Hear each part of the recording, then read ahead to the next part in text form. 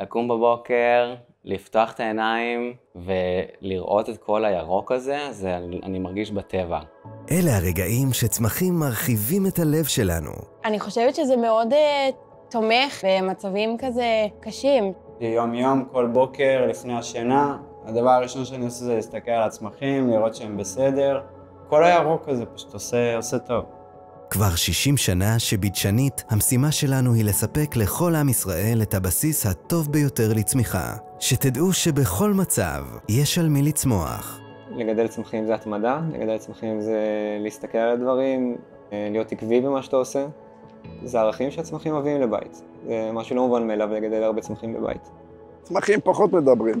הם מחייכים אליך, מריחים לך, צבעונים אליך. לא מגיבים, ואתה חושב שאתה צודק ואתה יודע, כי הם סתמו את הפה. זה גם נורא מספק לראות שזה מצליח. זה משהו חי בסוף, זה באמת חי. גינון זה להאמין שהדבר הקטן ביותר יכול לצמוח לדבר הגדול ביותר. מה, חסר לי משהו, באמת, בירוק. אני בחור בטבעי מאוד אופטימי. גם כשרע, תמיד יש את הטוב בקצה המנהרה.